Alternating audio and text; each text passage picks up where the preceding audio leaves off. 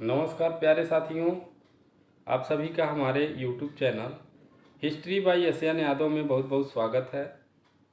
साथियों, आज के टॉपिक में हमने यूपी टीजीटी पीजीटी एलटीजीआईसी 2022 से संबंधित इतिहास विषय के पूर्व वैदिक कालीन राजनीतिक अवस्था, समाज, अर्थव्यवस्था एवं धर्म तथा उत्तर वैदिक काल में परिवर्तन नामक टॉपिक से लगभग 60 प्रश्नों का क्रमवार श्रृंखला को लेकर आप सभी के समक्ष उपस्थित हो रहा हूं।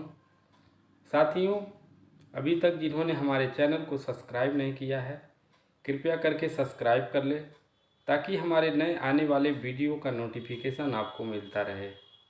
तो साथियों, इसी के साथ हम आज के पहले प्रश्न पर चलते हैं। हमारा आज का पहला प्रश्न है, अत्यंत प्राचीन सिक्के से पहले अस्तित्व में नहीं थे। ये है ईसा पूर्व 7वीं शताब्दी। बी नंबर कह रहा है ईसा पूर्व 5वीं शताब्दी। सी है ईसा पूर्व 3री शताब्दी और डी है ईसा पूर्व 2री शताब्दी।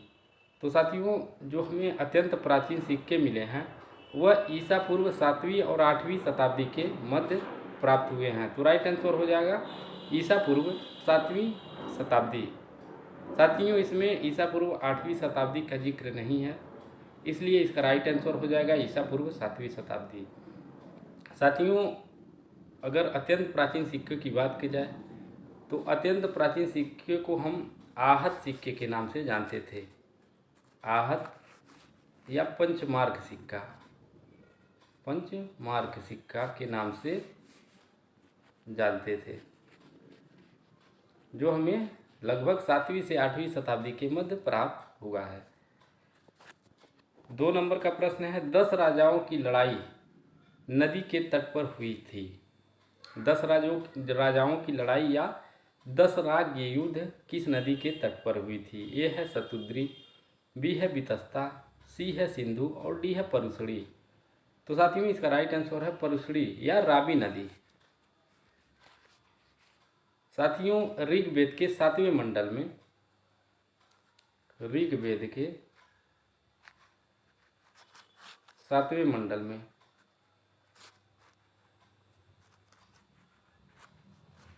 हमें यह जानकारी प्राप्त होती है कि दशराग युद्ध जो है वह परुशड़ी या रावी नदी के तट पर हुई थी, जिसमें एक तरफ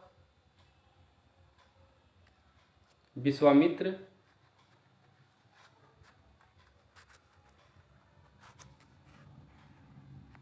तथा दूसरी तरफ वशिष्ठ ऋषि थे।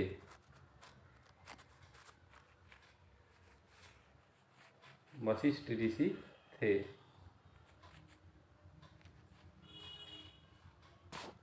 3 नंबर का प्रश्न है, अस्किनी यह किसका प्राचीन नाम है? अस्कनी यह किसका प्राचीन नाम है? सरस्वती, व्यास, चिनाव का, घग्गर। तो साथियों, इसका राइट आंसर है चिनाव का, यानी अस्कनी जो है वह चिनाव नदी का पुराना नाम है। 4 नंबर का प्रश्न है, दिए गए दर्शनों को उनके रचयिता के साथ जोड़िए। ये है, एक तरफ है दर्शन, दूसरी तरफ है संस्थापक।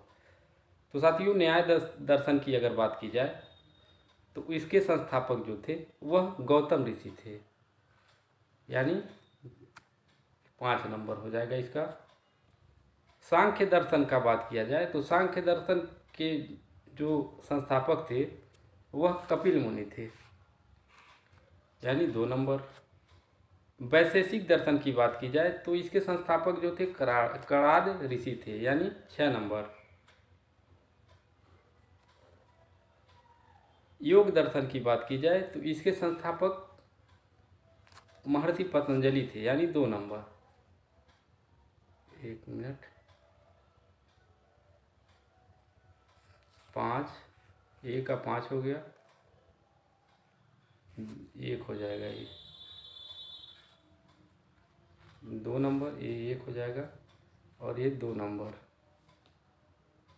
पूर्व मीमांसा की बात की जाए तो इसके संस्थापक जैमिनी थे, यानी 4 नंबर। और उत्तर मीमांसा की बात की जाए तो इसके संस्थापक बादरायण थे, यानी 3 नंबर। तो हमारा क्रम हो जाएगा 5 1 6 2 4 3। 5 1, इसमें एक्चुअली साथियों आंसर जो है गलत दिया है, तो हो जाएगा हमारा क्रम 5 1 6 2 4 और 3। हमारा यही क्रम सही हो जाएगा। अगला प्रश्न है 5 नंबर का। किस वैदिक पाठ्य के लिए वेदांत शब्द का प्रयोग होता है? ए है आरण्यक, बी है उपनिषद, सी है ब्राह्मण और डी है स्मृति। तो साथियों इसका राइट आंसर है उपनिषद, यानी वेदांत शब्द का प्रयोग उपनिषद के लिए होता है। 6 नंबर का प्रश्न है, ऋग्वेद के कई परिच्छेदों में के लिए अघन्य मारना नहीं चाहिए शब्द का प्रयोग हुआ है। ये है पुरोहित, बी है महिलाओं, सी है गायों और डी है ब्राह्मणों। तो साथियों इसका राइट आंसर है गायों को, यानी ऋग्वेद के कई परिच्छेदों में गायों के लिए अघन्या या न मारने के लिए प्रयोग किया गया है, यानी गायों को अघन्या कहा गया है कि जिसको मारना नहीं चाहिए। संकल्पना से मानव गृहस्थ धर्म से संबंधित इन नीतियों को में विस्तार पूर्वक दिया गया है। संकल्पना से मानव को गृहस्थ धर्म में संबंधित इन नीतियों को में विस्तार यानी किसमें विस्तार पूर्वक दिया गया है? ये है धर्म सूत्र, बी है गृहा सूत्र, सी है स्रोत सूत्र और डी है सुलभ सूत्र। तो साथियों इसका राइट आंसर है गुहा सूत्र में, यानी संकल्पना से मानव को गृहस्थ धर्म से संबंधित नीतियों को गुहा सूत्र में विस्तार पूर्वक दिया गया है। अगला प्रश्न है, वैदिक काल में जोती हुई भूमि के लिए शब्द का प्रयोग होता था। ए है उर्वरा, बी है यावा, सी है धान्य और डी है उपरोक्त में से कोई नहीं। तो साथियों इसका राइट आंसर है उर्वरा, यानी वैदिक काल में जोती हुई भूमि के लिए उर्वरा शब्द का प्रयोग होता था। 9 नंबर का प्रश्न है, जोड़िए शब्द है एक तरफ और दूसरी तरफ है अर्थ।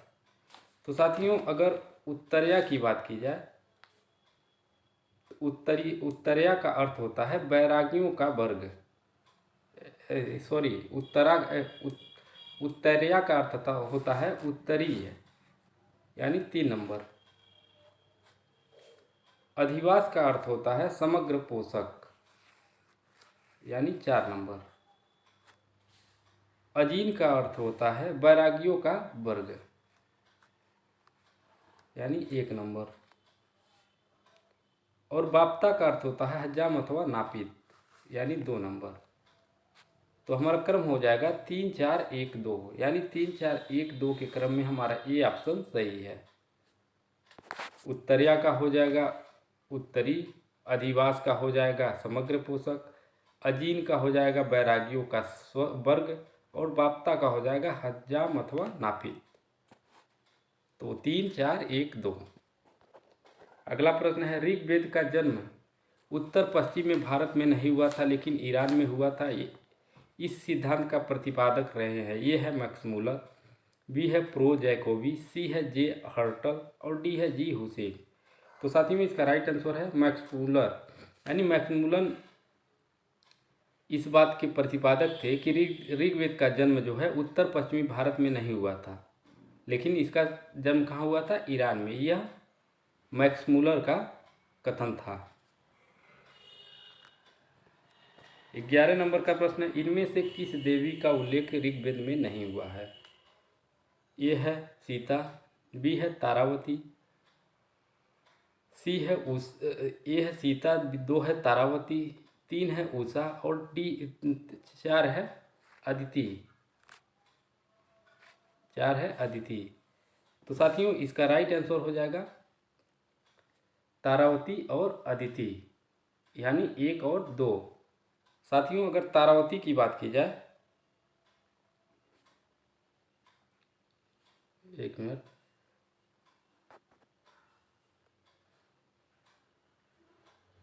सीता और तारावती 1 और 2। साथियों सीता जो था वह सीता किसके लिए प्रयुक्त होता था?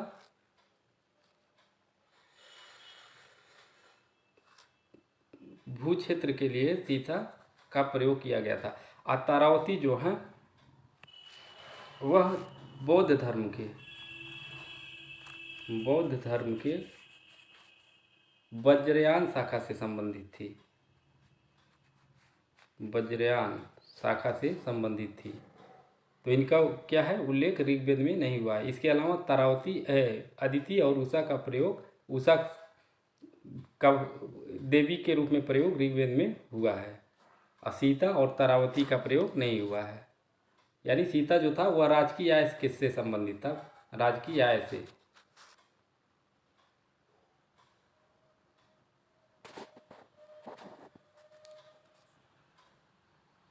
और तारावती जो थे वह बौद्ध धर्म में वज्रयान शाखा से संबंधित थी।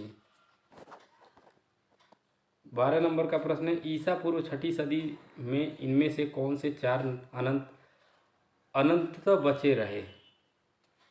ईसा पूर्व 6ठी शताब्दी इनमें से कौन से 4 नगर अंततः बचे रहे। ये है अंग, 2 है अवंती, 3 है वत्स, 4 है कौशल और 5 है काशी, 6 है मगध, 7 है कुरु और 8 है गंधार। तो साथियों, जो ईसा पूर्व 6ठी शताब्दी में बचे रहे नगर थे उसमें से थे अवंती, कौशल, मगध और कुरु। यानी कौन नगर बचे थे, अवंती, कौशल, मगध और कुरु, यानी 4 नगर बचे हुए थे। तो राइट आंसर हो जाएगा 2, 4, 6, 8। 13 नंबर का प्रश्न है, सुश्रुत संहिता का मूल पाठ्यवस्तु किससे संबंधित था। ए है शरीर रचना विज्ञान, बी है शल्य चिकित्सा, सी है भ्रूण विज्ञान और डी है औषधि निर्माण विज्ञान। तो साथियों इसका राइट आंसर है शल्य चिकित्सा। यानी सुश्रुत संहिता जो है वह आयुर्वेद वेद एवं शल्य चिकित्सा का प्राचीनतम ग्रंथ है। साथियों इसको 186 अध्यायों, इसमें जो है 186 अध्यायों में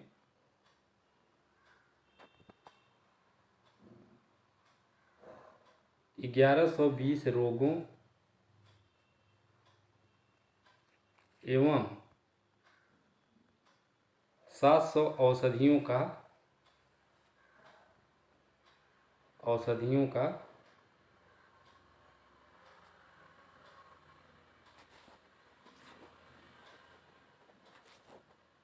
प्रयोग मिलता है।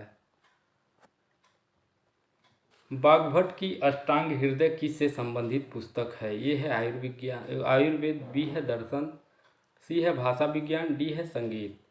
तो साथियों इसका राइट आंसर है आयुर्वेद। यानी बागभट्ट की अष्टांग हृदय जो है वह आयुर्वेद से संबंधित पुस्तक है। 15 नंबर का प्रश्न है, गुजरात में संस्कृत तथा प्राकृत में रचित कृत लेखा पद्धति का क्या विषय है। ये है विभिन्न प्रकार के कानूनी दस्तावेजों के मॉडल, बी है जैन लोक कथाएं, सी है बौद्ध एवं धर्म के सिद्धांत तथा प्रथाएं और डी है राजवंशों का जीवन चरित्र। तो साथियों इसका राइट आंसर है विभिन्न प्रकार के कानूनों दस्तावेजों के मॉडल। यानी गुजरात में संस्कृत तथा प्राकृत में रचित कृत लेखा पद्धति का जो विषय है वह विभिन्न प्रकार के कानूनी दस्तावेजों के मॉडल से संबंधित विषय है।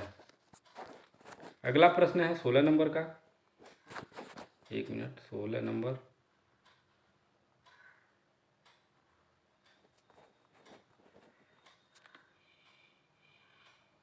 निम्नलिखित में से कौन सा एक प्राचीन भारतीय महाजनपद नहीं था। ये है स्वर्णगिरी, बी है काशी, सी है कौशल और डी है बज्जी। तो साथियों इसका राइट आंसर है स्वर्णगिरी। यानी स्वर्णगिरी जो था वह प्राचीन भारतीय महाजनपद में सम्मिलित नहीं था। साथियों प्राचीन समय में 16 महाजनपद थे, 16 महाजनपद, उसमें जो है कौशल, बज्जी और काशी सम्मिलित थे, बल्कि स्वर्णगिरी जो है वह सम्मिलित नहीं था।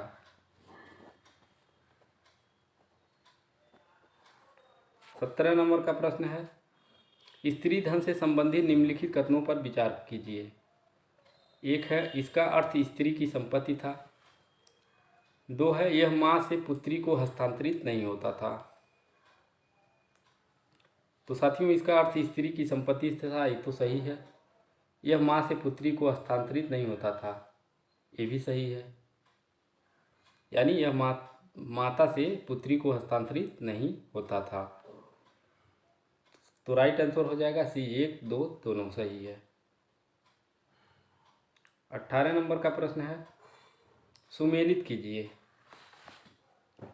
वेदांत सूत्र की बात की जाए तो इसके रचयिता जो हैं बादरायण, यानी 3 नंबर बादरायण थे। वैशेषिक सूत्र की बात की जाए तो इसके जो रचयिता थे कणाद ऋषि थे, यानी 4 नंबर। योग सूत्र की बात की जाए तो इसके रचयिता जो थे पतंजलि थे, 2 नंबर। पूर्व मीमांसा की बात की जाए तो इसके संस्थापक जो थे जैमिनी, यानी 1 नंबर। 3, 4, 2, 1, 3, 4, 2, 1 के क्रम में हमारा सी ऑप्शन सही है। अगला प्रश्न है, विक्रमशिला विश्वविद्यालय के विकास में किस शासन ने महत्वपूर्ण योगदान दिया? विक्रमशिला विश्वविद्यालय के विकास में किस शासन ने महत्वपूर्ण योगदान दिया या शासक ने महत्वपूर्ण योगदान दिया? ए है महिपाल, बी है हर्षवर्धन, सी है देवपाल और डी है चंद्रगुप्त द्वितीय। तो साथियों, इसका राइट आंसर है देवपाल ने। यानी विक्रमशिला विश्वविद्यालय के विकास में साथियों अगर बात की जाए तो इसमें पाल शासकों ने विशेष योगदान दिया था।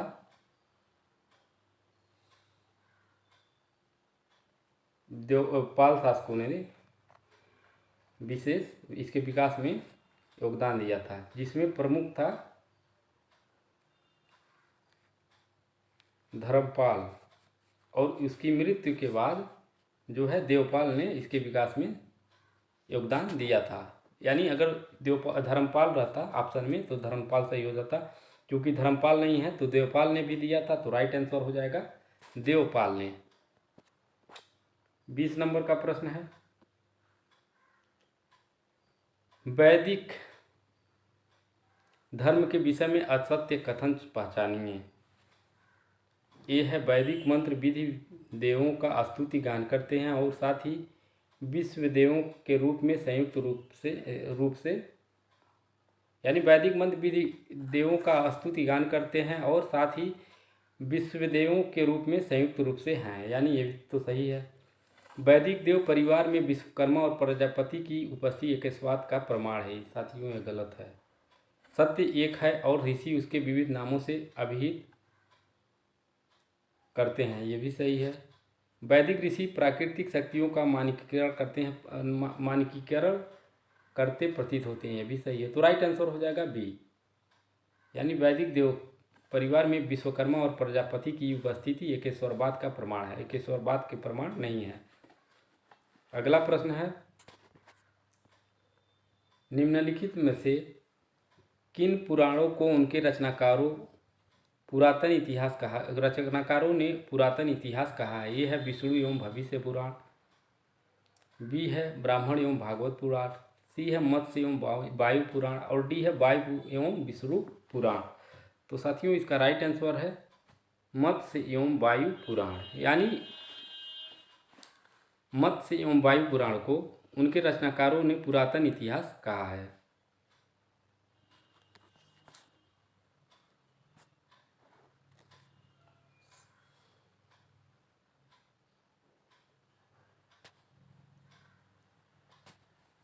अगला प्रश्न है 22 नंबर का, निम्नलिखित में से कौन सा कथन सत्य नहीं है, यानी असत्य है? ऋग्वेद में 33 देवों का उल्लेख है, ये तो सही है। 4 आश्रमों का सबसे पहला उल्लेख जाबालोपनिषद से मिलता है, ये भी सही है। ऋग्वेद काल में कुरु भरत कबीले के विरुद्ध युद्ध करने वाले कबीले में से एक था, साथियों ये गलत है। साथियों, कुरु पंचाल भरत कबीले नहीं थे, कुरु और पंचाल कबीले के विरुद्ध यहाँ पंचाल रहता तो सही हो जाता। 4 वर्ण ऋग्वेद के 10वें मंडल में उल्लेखित हैं, ये भी सही है। तो राइट आंसर हो जाएगा सी। 23 नंबर का प्रश्न है, रामायणी संहिता संबंध है। ए है ऋग्वेद से, बी है यजुर्वेद से, सी है सामवेद से और डी है अथर्ववेद से। तो रामायणी संहिता जो है वह सामवेद से संबंध है। इसका संबंध जो है सामवेद से होता है, यानी रामायणी संहिता का संबंध सामवेद से होता है। 34 नंबर का प्रश्न है, एकमेवा द्वितीयम ब्रह्मा सूत्र उल्लिखित है। एकमेवा द्वितीय ब्रह्मा सूत्र उल्लिखित है। ये है छंदोग उपनिषद में, बी है बृहदारण्यक उपनिषद में, सी है कठोपनिषद में और डी है केनोपनिषद में। तो साथियों इसका राइट आंसर है छंदोग्य उपनिषद में, यानी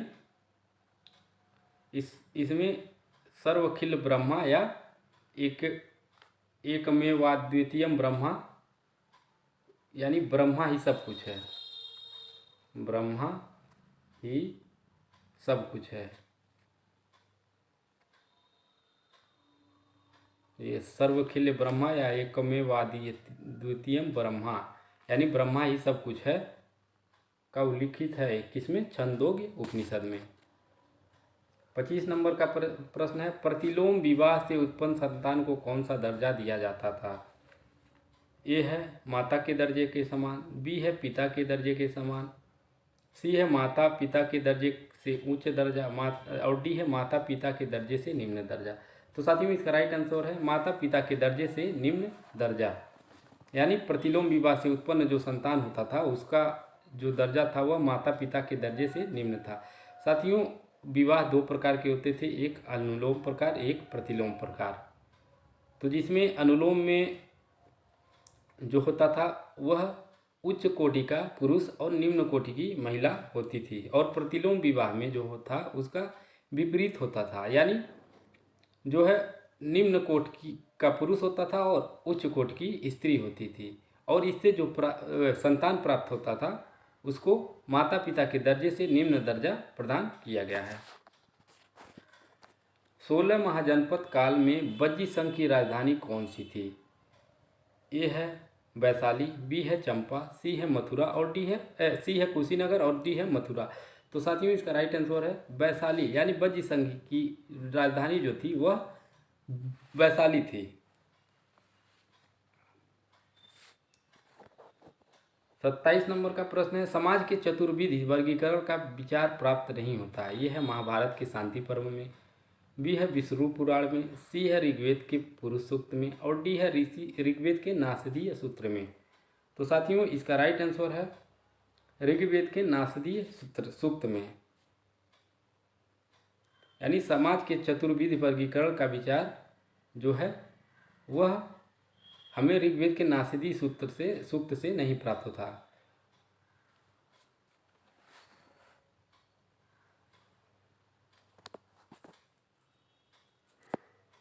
28 नंबर का प्रश्न है, निम्न में से कौन सा एक कथन ऋग्वैदिक स्त्रियों के लिए असत्य है? यह है कन्याओं को अपना पति चुनने की स्वतंत्रता थी, ये तो सही है। ऋग्वैद युग में बाल विवाह प्रचलित नहीं थे, ये भी सही है। ऋग्वैद युग में पर्दा प्रथा का अस्तित्व में थी, साथियों यह गलत है, प्रथा अस्तित्व में नहीं था। स्त्रियां यज्ञों तथा सभा समिति की बैठक में भाग लेती थी, ये भी सही है। तो राइट आंसर हो जाएगा सी, यानी ऋग्वेद युग में पर्दा प्रथा अस्तित्व में था। साथियों वैदिक युग में पर्दा प्रथा जो है अस्तित्व में नहीं था, क्योंकि यहाँ की कन्या को अपने इस काल जो वैदिक कालीन कन्या थी उनको अपने पति चुनने की पूर्ण स्वतंत्रता थी। यहाँ बाल विवाह भी प्रचलन में नहीं था। स्त्रियां यज्ञों तथा सभा समिति में की बैठक में भाग भी लेती थी। 29 नंबर का प्रश्न है, निम्नलिखित में से कौन सा एक यज्ञ के लिए सत्य नहीं है? सत्य नहीं है, यहाँ असत्य कथन बताना है। यज्ञ वैदिक धर्म का एक महत्वपूर्ण भाग था, ये तो सही है, यानी यज्ञ जो है वैदिक धर्म का एक महत्वपूर्ण भाग था। वैदिक आर्य यज्ञ के माध्यम से सूर्य, पृथ्वी, वायु, अग्नि, इंद्र आदि की उपासना करते थे, ये भी सही है।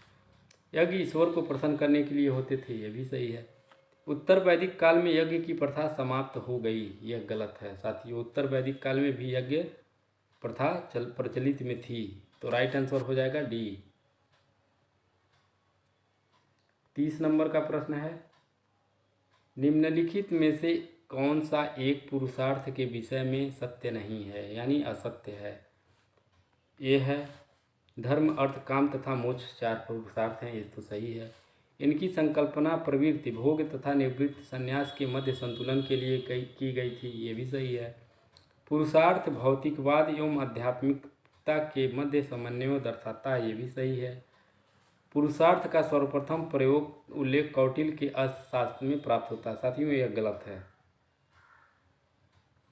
क्योंकि साथियों पुरुषार्थ जो है वह उत्तर वैदिक कालीन ग्रंथों में पाया जाता है। उत्तर वैदिक कालीन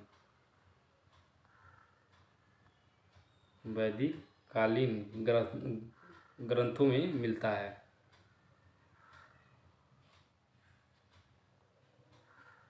कालीन ग्रंथों में मिलता है। तो राइट आंसर हो जाएगा डी। निम्न में से किस विवाह में वधु का पुरोहित के साथ विवाह कर दिया जाता था, यानी किस विवाह में जो है वधु का पुरोहित के साथ विवाह कर दिया जाता था। ये है आर्ष विवाह, बी है दैव विवाह, सी है ब्रह्मा विवाह और डी है प्रजापत्य विवाह। तो साथियों इसका राइट आंसर है दैव विवाह, यानी दैव विवाह में वधु का जो है वह पुरोहित के साथ विवाह कर दिया जाता था, यानी जो पुरोहित यज्ञ कराता था उसी के साथ वधु का यानी अपनी लड़की का विवाह कर देते थे, इसे दैव विवाह कहा जाता था। प्राचीन भारतीय 16 संस्कारों में प्रथम संस्कार कौन सा था। ए है पुंसवन, बी है नामकरण, सी है गर्भाधान और डी है जातकर्म। तो साथियों 16 संस्कारों में जो पहला संस्कार था वह गर्भाधान था। 33 नंबर का प्रश्न है, निम्नांकित में से कौन सा युग्म सुमेलित नहीं है। ए है सामवेद गंधर्ववेद, बी है अथर्ववेद शिल्पवेद, सी है ऋग्वेद तंत्रवेद और डी है यजुर्वेद धनुर्वेद। तो साथियों इसका राइट आंसर है ऋग्वेद तंत्रवेद।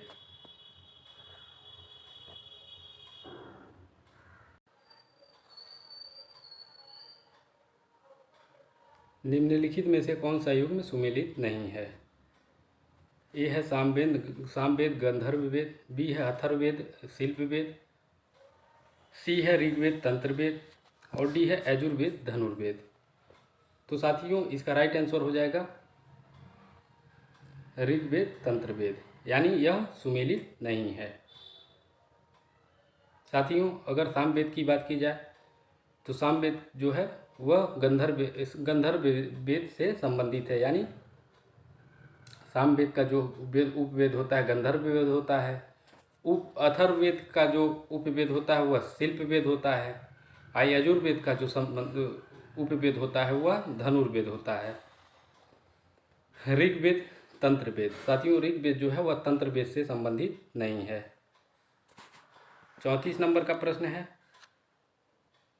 निम्नलिखित में से कौन 3 ऋणों के सिद्धांत में समाहित नहीं है। यह है पुत्र ऋण, बी है पितृ ऋण, सी है ऋषि ऋण और डी है देव ऋण। तो साथियों इसका राइट आंसर हो जाएगा पुत्र ऋण, यानी 3 ऋण होते हैं पितृ ऋण, ऋषि ऋण और देव ऋण। पुत्र ऋण इसमें समाहित नहीं है। 35 नंबर का प्रश्न है, निम्नलिखित में से दायां भाग का लेखक कौन था। ये है विज्ञानेश्वर, बी है विश्वरूप, सी है जीमूत वाहन और डी है कुलुक भट्ट। तो साथियों इसका राइट आंसर है जीमूत वाहन, यानी दाएं भाग के लेखक जो थे वह जीमूत वाहन थे।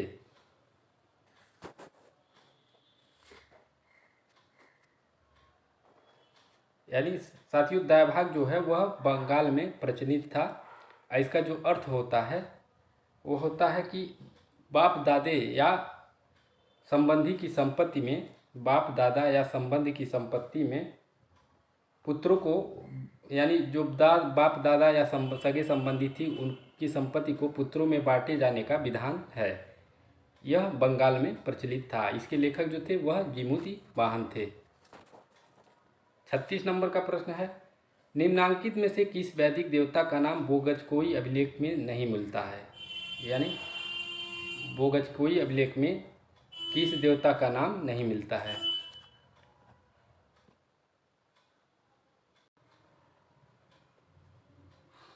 निम्नांकित में से किस वैदिक देवता का नाम बोगजकोई अभिलेख में नहीं मिलता है? ए है इंद्र, बी है अग्नि, सी है मित्र और डी है वरुण। तो साथियों इसका राइट आंसर है अग्नि। कौन है? अग्नि। अग्नि का जो है वैदिक देवता का नाम अब बोगजकोई अभिलेख में नहीं मिलता है।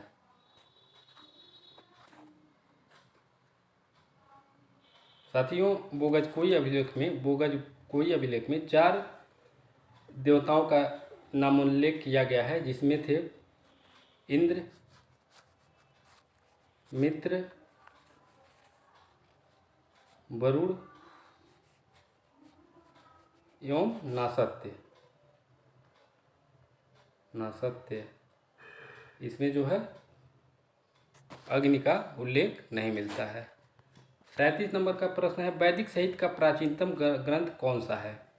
वैदिक साहित्य का प्राचीनतम ग्रंथ जो है कौन सा है? ये है ऋग्वेद, बी है उपनिषद, सी है सूत्र और डी है महाकाव्य। तो साथियों इसका राइट आंसर जो है वो है ऋग्वेद। यानी वैदिक साहित्य का प्राचीनतम ग्रंथ कौन सा है? वह ऋग्वेद है।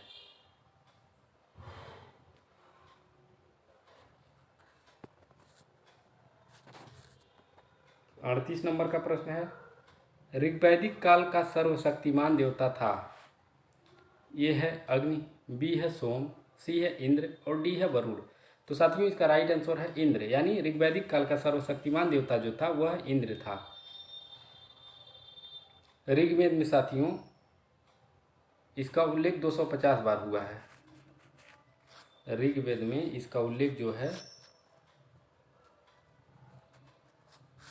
250 बार हुआ है और यह ऋग्वेद का सबसे सर्वशक्तिमान देवता था।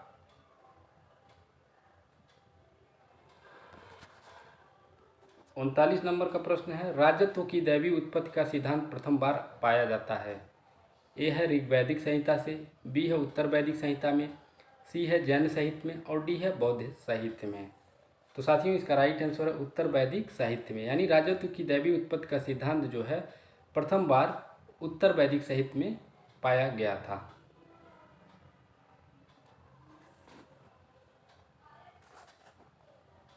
उत्तर वैदिक साहित्य किसमें? ऐतरेय ब्राह्मण में। ऐतरेय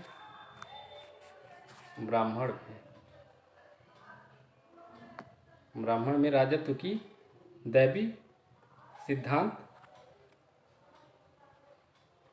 का प्रथम बार पाया गया था ऐतरेय ब्राह्मण में। उत्तर वैदिक कालीन साहित्य जो है ऐतरेय ब्राह्मण में। 40 नंबर का प्रश्न है, वैदिक काल में चिनाव नदी को किस नाम से जाना जाता था? ए है परुसड़ी, बी है सुतुद्री, सी है वितस्ता और डी है अस्किनी। तो साथियों इसका राइट आंसर है अस्किनी। यानी चिनाव को वैदिक काल में अस्किनी के नाम से जाना जाता था। 41 नंबर का प्रश्न है, वैदिक आर्यों का प्रमुख भोजन क्या था? ये है जौ और चावल, बी है सब्जियां और फल, सी है दूध और डेयरी उत्पादन और डी है जौ, दूध, डेयरी उत्पादक सब्जी और फल।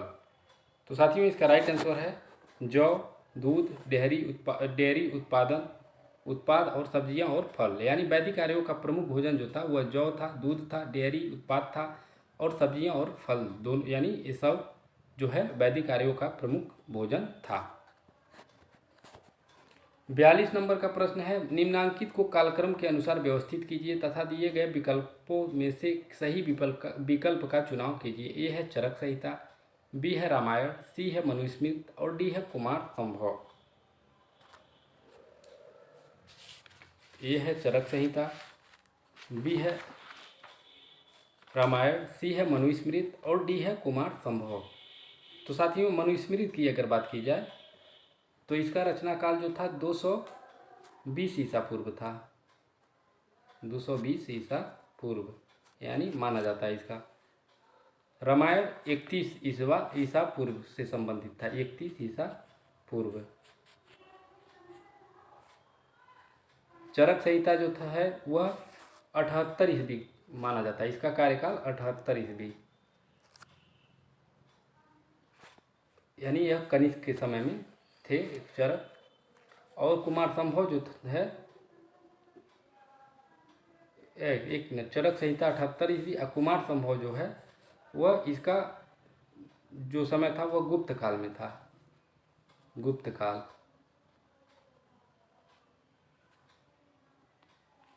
तो हमारा क्रम हो जाएगा मनुस्मृति यानी सी, फिर उसके बाद हो जाएगा रामायण 31 ईसा पूर्व यानी बी, उसके बाद हो जाएगा ए चरक संहिता 78 ईसा पूर्व, और कुमार संभव डी यानी CBAD। तो CBAD के क्रम में हमारा ए ऑप्शन सही है, CBAD। 43 नंबर का प्रश्न है, भारतीय राष्ट्रीय प्रतीक चिन्ह में अंकित सत्यमेव जयते, सत्यमेव जयते यह कहाँ से लिया गया है? ये है बृहदारण्यक उपनिषद, बी है ऐत्रेय उपनिषद, सी है मुंडक उपनिषद, और डी है तैत्तरीय उपनिषद। तो साथियों इसका राइट आंसर है मुंडक उपनिषद, यानी भारतीय राष्ट्रीय प्रतीक चिन्ह में अंकित सत्यमेव जयते जो है वह मुंडक उपनिषद से लिया गया है, जिसका अर्थ है सत्यमेव जयते, सत्य ही जीतता है, सत्य ही जीतता है, या सत्य की सदैव विजय होती है। 44 नंबर का प्रश्न है, तमसो माँ ज्योतिर्गमय या हमें अंधकार से प्रकाश की ओर ले चलो, यह निम्नलिखित में से किस उपनिषद में आता है? ए है छंदोग्य, बी है मांडुक्य, सी है मुंडक, और डी है बृहदारण्यक।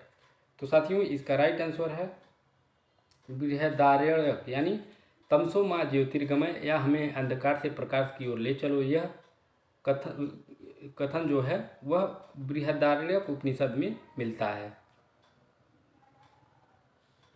साथियों बृहदारण्यक उपनिषद में ही हमें याज्ञवल्क्य एवं गार्गी का संवाद भी मिलता है, याज्ञवल्क्य ऋषि याज्ञवल्क्य एवं गार्गी का संवाद भी मिलता है।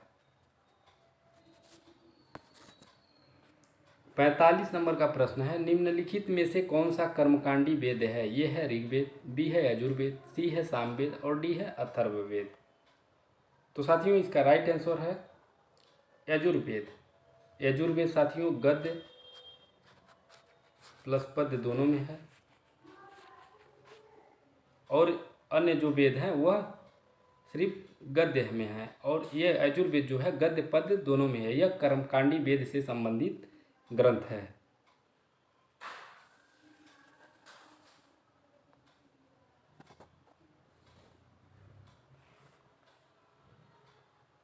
इसके साथियों जो जो दो शाखाएं हैं यजुर्वेद की, कृष्ण यजुर्वेद पहला है कृष्ण यजुर्वेद और दूसरा है शुक्ल यजुर्वेद।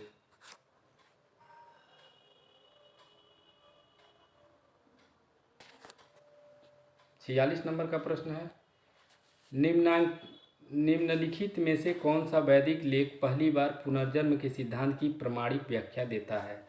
ए है छंदोग्य उपनिषद, दो है मुंडकोपनिषद, सी है शतपथ ब्राह्मण, और डी है बृहदारण्यक उपनिषद। तो साथियों इसका राइट आंसर है छंदोग्य उपनिषद, यानी छंदोग्य उपनिषद में पहली बार पुनर्जन्म के सिद्धांत की व्याख्या मिलती है हमें।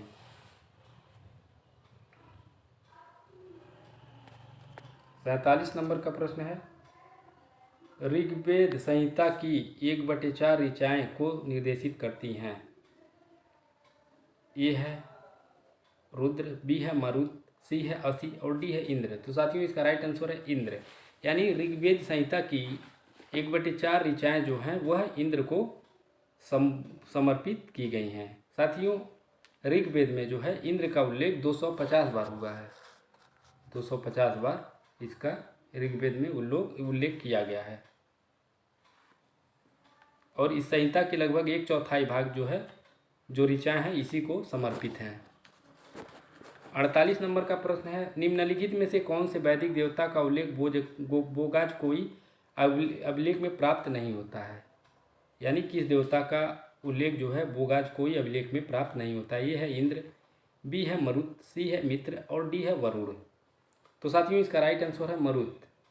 साथियों बोगाज कोई अभिलेख में इंद्र, मित्र, वरुण और नासत्य इन चारों का उल्लेख किया गया है, मरुत का उल्लेख नहीं किया गया है। तो राइट आंसर हो जाएगा मरुत।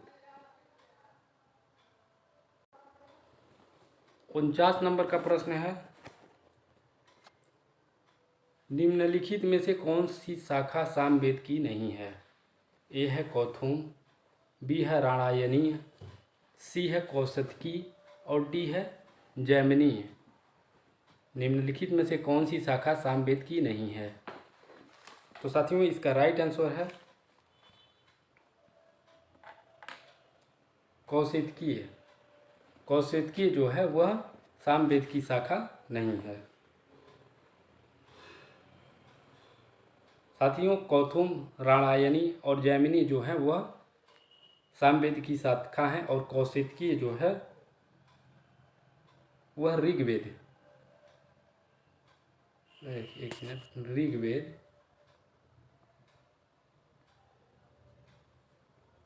ऋग्वेद की शाखा है। किसकी शाखा है? ऋग्वेद की। 50 नंबर का प्रश्न है, निम्नलिखित में से कौन सा युग सही सुमेलित नहीं है? ये है संग्रहित कोषाध्यक्ष, बी है भागदूत राजकर वसूल करने वाला, सी है पलागल दूत और डी है बतावा चारण। तो साथियों इसका राइट आंसर है बावाता चारण। यानी संग्रहित जो होता था वह कोषाध्यक्ष होता था, ये तो सही है। भागदूत राजकर वसूल करने वाला होता था, ये भी सही है। पलागल जो होता था वह दूत होता था, ये भी सही है। बावात जो होता था वह चारण जो है, बावात जो है वह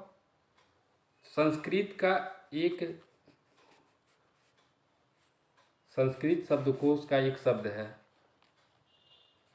शब्दकोश का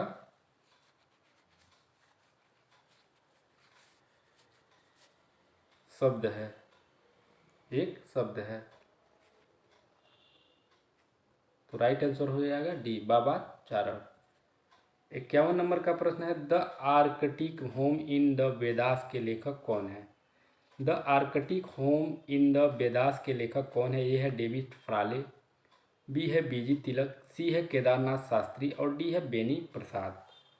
तो साथियों इसका राइट आंसर है बीजी तिलक। यानी the Arctic home in the Vedas के लेखक जो हैं वह बीजी तिलक हैं। यानी the Arctic home in the Vedas यानी आर्यों का आदि देश, आर्यों का आदि देश के लेखक जो हैं वह बीजी यानी बाल गंगाधर तिलक हैं। 52 नंबर का प्रश्न है, उपनिषद को विषय वस्तु क्या है? उपनिषदों की विषय वस्तु क्या है? ए है वैदिक देवताओं की स्तुति, बी है काला जादू, सी है सत्य की खोज और डी है वैष्णव धर्म। तो साथियों इसका राइट आंसर है सत्य की खोज। यानी उपनिषदों की विषय वस्तु जो है वह सत्य की खोज है। यानी इसमें आत्मा, परमात्मा, मोक्ष और सत्य की खोज और पुनर्जन्म इत्यादि विषय वस्तु को सम्मिलित किया गया है उपनिषदों में। 53 नंबर का प्रश्न है, निम्नलिखित में से कौन सा सही सुमेलित नहीं है? यहाँ देखना है कौन सा सुमेलित नहीं है। ये है वैदिक साहित्य धर्मसूत्र, ये तो सही है। पुराण मनमंत्र, ये भी सही है। बौद्ध साहित्य मंजूश्री मूलकल्प, ये भी सही है। पढ़नी महाभाष्य, साथियों यह गलत है। महाभाष्य पढ़नी जो है महाभाष्य, इसके रचयिता नहीं है।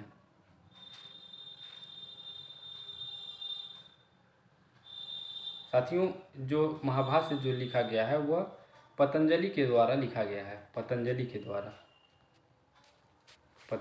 द्वारा लिखा गया है महाभाष्य। अपरणी का जो है वह अष्टाध्यायी है, अष्टाध्यायी।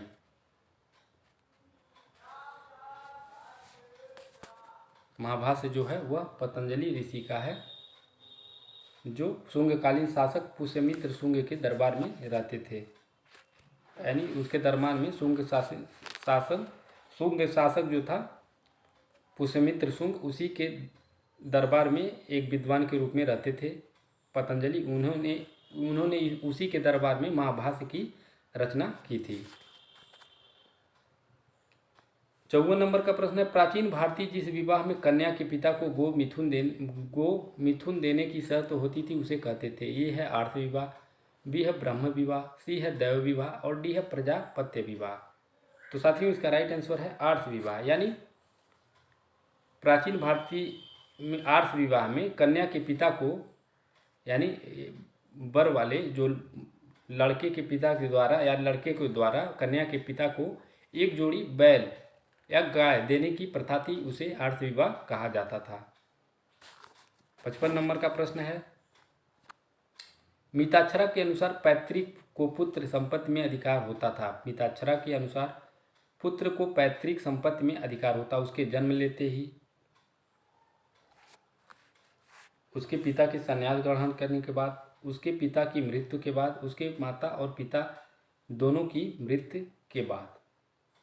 तो साथियों इसका राइट आंसर है उसके जन्म लेते ही। साथियों मिताक्षरा में पुत्र को पैतृक संपत्ति में जो है वह उसके जन्म लेते ही उसका अधिकार हो जाता था। वहीं दाया भाग में जो है वह उसकी मृत्यु के बाद जो होता था उसका अधिकार होता था। दाया भाग जो है वह बंगाल में प्रचलित थी और यह जो है मिताक्षरा समस्त उत्तरी भारत में प्रचलित थी। इसमें जन्म लेते ही पुत्र का अपने पिता के संपत्ति में अधिकार हो जाता था। सूची 1 को सूची 2 के ब्राह्मणों से सुमेलित कीजिए एवं नीचे दिए गए कूट से सही उत्तर का चयन कीजिए। एक तरफ है सूची 1 और दूसरी तरफ है सूची 2। तो साथियों अगर ऋग्वेद की बात की जाए तो ऋग्वेद का जो ब्राह्मण है वह है कौशिकी ब्राह्मण, यानी कौशिकी ब्राह्मण। ऋग्वेद का कौशिकी ब्राह्मण यानी 2 नंबर। यजुर्वेद का जो था वह तैत्तिरीय ब्राह्मण यानी 1 नंबर। सामवेद का जो था, सामवेद का पंचविश ब्राह्मण यानी 4 नंबर। और अथर्ववेद का गोपद ब्राह्मण यानी 3 नंबर। तो 2 1 4 3 2 1 4 3 में के क्रम में हमारा सी ऑप्शन सही हो रहा है। तो राइट आंसर है सी। 57 नंबर का प्रश्न है, वेदों से संबंधित निम्नलिखित कथनों पर विचार कीजिए। वेदों से संबंधित निम्नलिखित कथनों पर विचार कीजिए। ये है उनमें सबसे प्राचीन ऋग्वेद है, 2 है सामवेद पाली में है। तो साथियों सबसे प्राचीन वेद ऋग्वेद है, ये तो सही है। सामवेद पाली भाषा में है। साथियों यह गलत है, सामवेद पाली भाषा में नहीं है। यह किस भाषा में है? संस्कृत भाषा में है, संस्कृत भाषा में है। तो केवल एक सही, हमारा राइट आंसर हो जाएगा ए, यानी केवल एक सही। 58 नंबर का प्रश्न है, वैदिक साहित्य में किसे पुरंदर के नाम से जाना जाता है? ये अग्नि, बी है वरुण, सी है मित्र और डी है इंद्र। तो साथियों इसका राइट आंसर है इंद्र को, यानी इंद्र को पुरंदर के नाम से जाना जाता है। पुरंदर यानी पूर्व पर विजय करने वाला, पूर्व पर विजय करने वाला, पूर्व या किलों पर विजय करने वाला पुरंदर। वैदिक साहित्य में इसे पुरंदर के नाम से जाना जाता था। और ऋग्वेद में इसके लिए 250 सूक्त जो हैं इसी को समर्पित हैं, यानी 1/4 ऋचाएँ जो हैं इसी को समर्पित की गई हैं। 59 नंबर का प्रश्न है, बौधायन सूत्र के अनुसार राजा अपनी प्रजा की रक्षा करता था जिसके बदले उसे प्रजा से प्राप्त होता था। ये है उनकी उपज का 5वां भाग, बी है उनकी उपज का 3रा भाग, सी है उनकी उपज का 6ठा भाग और डी है उपज का 7वां भाग। तो साथियों इसका राइट आंसर है उपज का 6ठा भाग। यानी बौधायन सूत्र के अनुसार राजा अपनी प्रजा की रक्षा करता था जिसके बदले प्रजा से उसको उस मतलब उपज का जो छठा भाग होता था, छठवां भाग उसे प्राप्त होता था।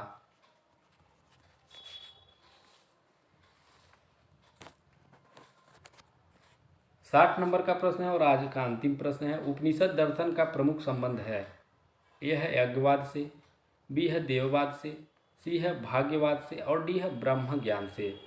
तो साथियों इसका राइट आंसर है ब्रह्म ज्ञान से, यानी उपनिषद दर्शन का प्रमुख संबंध जो था वह ब्रह्म ज्ञान से संबंधित था। तो साथियों इसी के साथ हमारा आज का प्रैक्टिस सेशन समाप्त हुआ और उम्मीद करता हूं कि ये जो प्रश्न हैं आपके परीक्षा के दृष्टिकोण से बेहद महत्वपूर्ण साबित होंगे। तो साथियों अगर यह प्रश्न आपको पसंद आए तो इसको लाइक करिएगा, सब्सक्राइब करिएगा, अपने यार दोस्तों में शेयर जरूर करिएगा, जिससे हमारा भी हौसला साथियों अफजाई होता रहे। तो साथियों इसी के साथ हम आज अपने वाणी को विराम देते हैं और कल पुनः कुछ नए प्रश्नों के साथ और कुछ नए श्रृंखला के साथ आप सभी के समक्ष उपस्थित होंगे। तब तक के लिए जय हिंद, जय भारत, जय माता दी।